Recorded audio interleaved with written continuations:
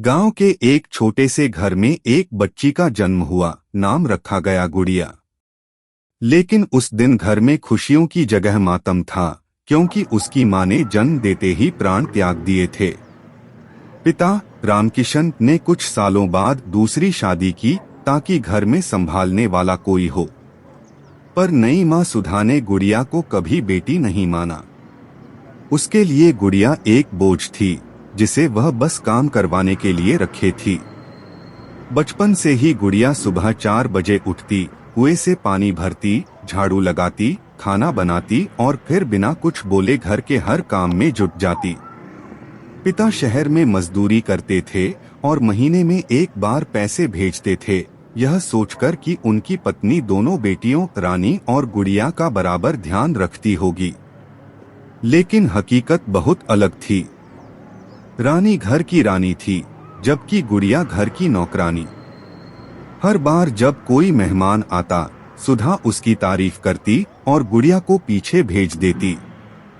गुड़िया बस एक कोने में बैठकर आसमान की ओर देखती और अपनी माँ से मन ही मन बात करती, माँ क्या आप मुझे देख रही हैं? मैं अब रोती नहीं, बस सब सहती हूँ। उसे यकीन था कि ऊपर कहीं रब उसकी हर बात सुन रहा है। दर्द उसका साथी बन गया था और सहनशीलता उसकी ताकत। जिस उम्र में बच्चे खेलते हैं, उस उम्र में गुड़िया ने सीखा था कि किस तरह आंसू छिपाकर मुस्कुराना है। उसकी जिंदगी की शुरुआत ही अधूरी थी, पर उसी अधूरेपन में उसकी महानता की नींव रखी गई। रानी सुधा की सगी बेटी घर की राजकुमारी थी। उसके पास अच्छे कपड़े, खिलौने, आभूषण और स्वादिष्ट भोजन था। वहीं गुड़िया पुराने कपड़े पहनती और बचा हुआ खाना खाती। रानी अक्सर दोस्तों के साथ खेलती और गुड़िया उनके कपड़े धोती। लेकिन रानी की सुंदरता और अहंकार दिन-ब-दिन बढ़ते जा रहे थे। माँ उसकी हर बात मानती और गुड़िया को हर बात पर डांट मिलती। एक दिन गांव में चर्चा थी कि रमेश नाम का पढ़ा लिखा युवक शहर से लौटा है। वह सरकारी नौकरी करता है और बहुत अच्छा लड़का है। गांव की कुछ औरतें सुधा को सुझाती हैं कि क्यों न गुड़िया का रिश्ता रमेश से कर दिया जाए। पर सुधा हंस पड़ती है, अरे वो मनहूस, उसके भाग्य में तो दोष है, उसके लिए कोई लड़का नहीं बनेगा। और हर बार जब कोई रिश्ता आता, वह कुछ न कुछ बहाना बना देती। असल में उसे डर था कि अगर गुड़िया की शादी किसी अच्छे घर में हो गई, तो उसकी बेटी रानी की चमक फीकी पड़ जाएगी। उधर गुड़िया सब सुनती थी, हर ताना, हर अपमान पर चुप रहती थी। उसके मन में शिकायत नहीं, बस एक इच्छा थी कि किसी दिन उसे भी प्यार मिलेगा। लेकिन वह दिन अभी बहुत दूर था। एक दिन रानी के लिए रिश्ता आया। रमेश और उसके माता पिता घर आए। सुधा ने बड़ी तैयारी की, घर सजाया, मिठाइयाँ बनाई और कहा कि आज रानी की शादी पक्की करवा दूंगी। रसोई में गुड़िया लगी हुई थी, चाय और गरम समोसे बना रही थी। रमेश की मां ने समोसे खाए और बोली, वाह बहुत स्वादिष्ट हैं। इन्हें किसने बनाया? सुधा मुस्कुराई, मेरी बेटी रानी ने। लेकिन रमेश की नजरें रसोई में खड़ी चुप गुड़िया पर जा टिकीं। उसके चेहरे पर थकान थी, पर आंखों में सादगी और सच्चाई थी। रमेश की मां ने गुड़िया को बुलाया और पूछा, बिटिया यह समोसे कैसे बनाए? गुड़िया ने मासूमियत से विधि बता दी। उसे यह नहीं पता था कि उसकी एक सच्चाई किसी का झूठ उजागर कर देगी। सुधा के चेहरे का रंग उड़ गया। रमेश की मां ने सख्त स्वर में कहा, आपने झूठ क्यों बोला कि रानी ने बनाए हैं? और उस दिन रिश्ता टूट गया। सुधा ने अपना गुस्सा गुड़िया पर उतारा, मनहूस, तूने सब बर्बाद कर दिया। तेरी वजह से मेरी बेटी का रिश्ता टूट गया। गुड़िया रोई नहीं, बस सिर झुका लिया। उसने सोचा, अगर सच बोलना पाप है, तो मैं वही पाप करती रहूंगी। अब सुधा का गुस्सा नफरत में बदल गया था। रानी भी अपनी मां के साथ चाले चलने लगी। वे चाहती थीं कि गुड़िया हमेशा के लिए उनके घर से निकल जाए। तभी उन्होंने एक गरीब लड़के रघु का नाम सुना, जिसके पास न घर था न खेत और जिसकी माँ बीमार थी। दोनों ने योजना बनाई, इसी से गुड़िया की शादी करा देते हैं ताकि वह इस घर से सदा के लिए चली जाए। अगले दिन उन्होंने झूठ बोलकर गांव में खबर फैला दी कि रघु का परिवार बहुत अच्छा है। बिना गुड़िया की मर्जी के उसकी शादी उसी से कर दी गई।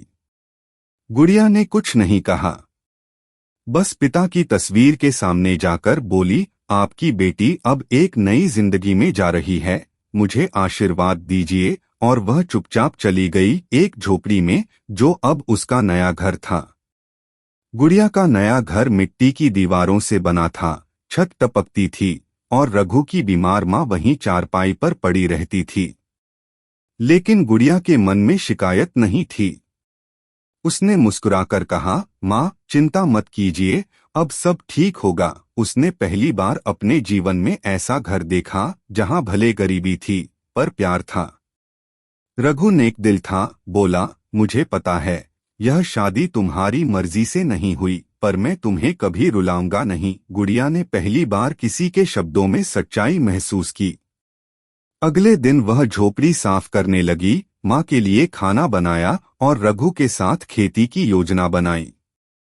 उसने कहा, हम अपने घर के सामने वाली खाली जगह पर सब्जियां उगा सकते हैं। रघु को यह विचार बहुत पसंद आया। दोनों ने मिलकर बीज बोए और हर दिन पानी दिया। धीरे धीरे खेत हरा होने लगा। झोपड़ी में फिर से जीवन की हरियाली लौट आई। समय के साथ खेत लहलहाने लगे और रघु सब्जियां बेचने बाजार जाने लगा। गुड़िया की मेहनत से घर की हालत सुधरने लगी। रघु की माँ बोली, बेटी तू तो हमारे घर की लक्ष्मी है। अब उनका घर खुशियों से भर गया था।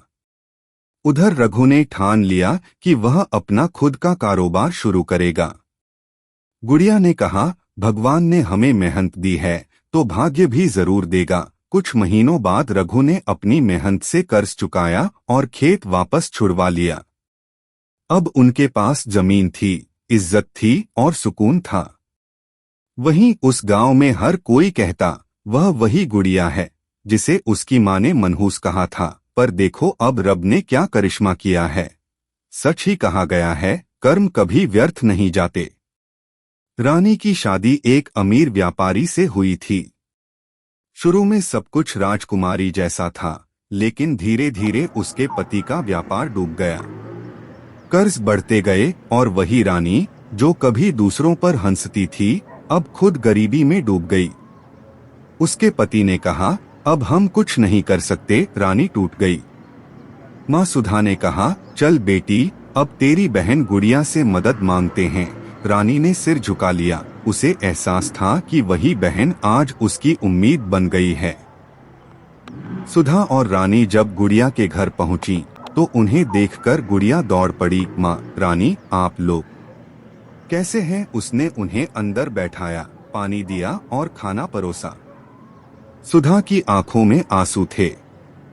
उसने कहा, बेटी मैंने तेरे साथ बहुत बुरा किया, मुझे माफ कर दे। गुड़िया ने मुस्कुराकर कहा, माँ भला माँ से कौन नाराज रह सकता है। रानी रो पड़ी, बहन मैंने तुझे नीचा दिखाया, तेरा मजाक उड़ाया, लेकिन तू सबसे ऊंची निकली। गुड़िया ने उनका हाथ थामा, रब सबका हिसाब रखता है बहन।